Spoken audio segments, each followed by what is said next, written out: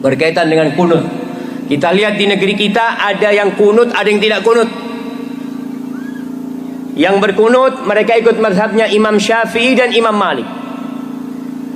Yang berkunut, yang tidak kunut ikut mazhabnya Imam Ahmad bin Hanbal dan Imam Abu Hanifah.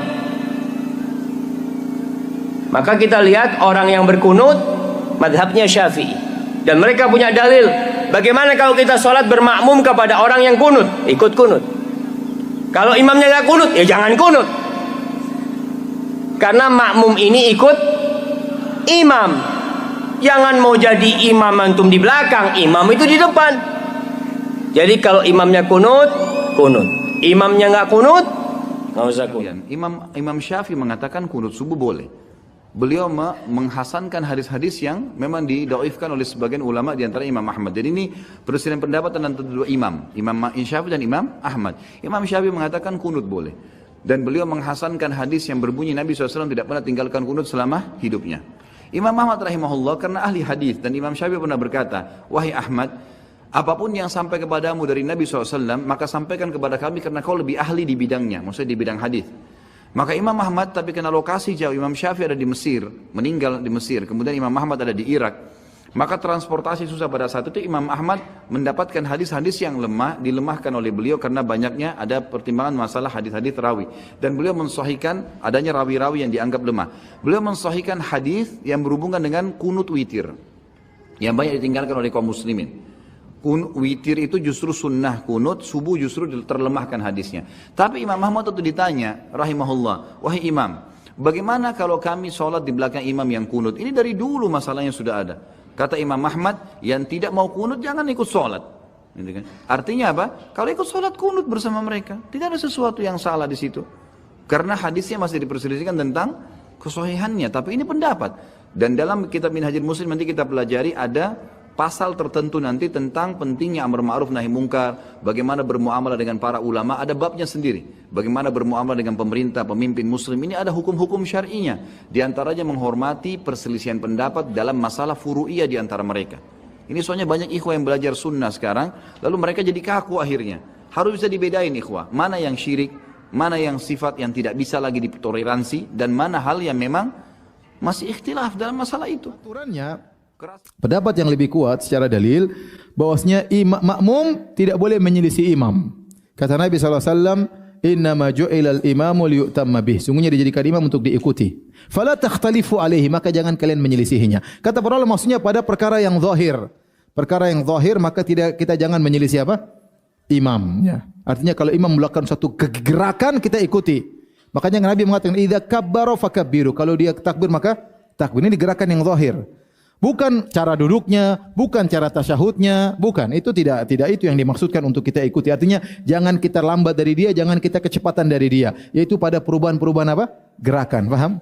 Pada perubahan-perubahan gerakan. Misalnya orang bertanya, Ustaz, imamnya kalau rakaat kedua salat subuh dia tawarruk. Apakah kita harus tawarruk atau kita boleh iftiras? Ini tidak wajib ikut. Ente mazhab lain, imam lain boleh, enggak ada masalah. Karena bukan itu yang dimaksud. Contoh, Ustaz, imamnya kalau tasyahud dia gerak-gerak jari, apa kita harus ikut gerak jari? Ini bukan ini yang dimaksud.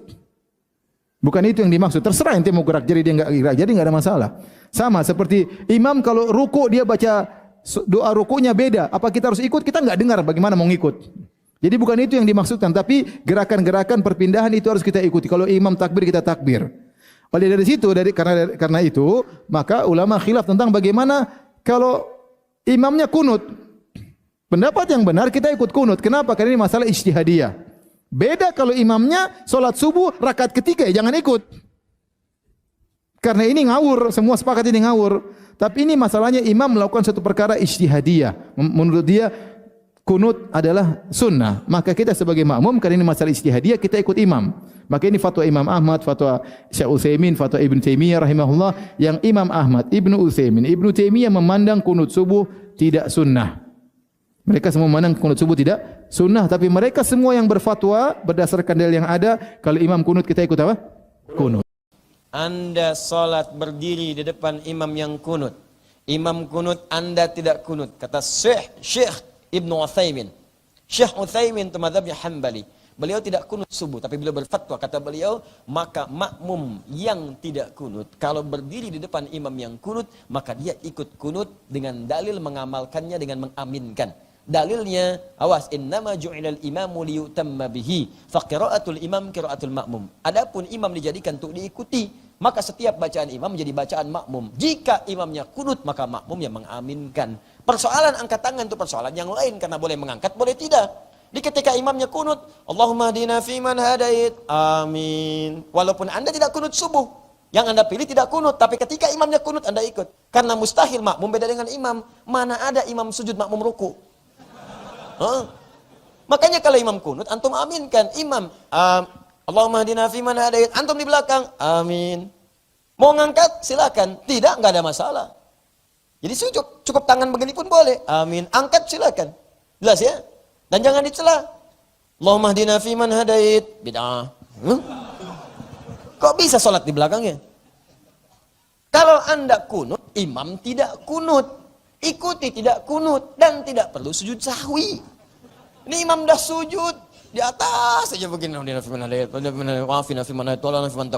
Imam sudah duduk di antara dua sujud. Wassalamualaikum Muhammad. Masih berdiri di atas.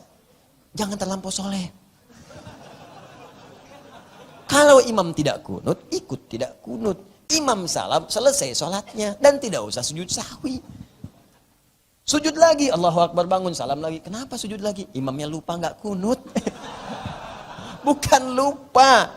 Imamnya memang nggak ngamalkan kunut. Kalau begitu kan enak cara kita beribadahnya. Nikmat kita.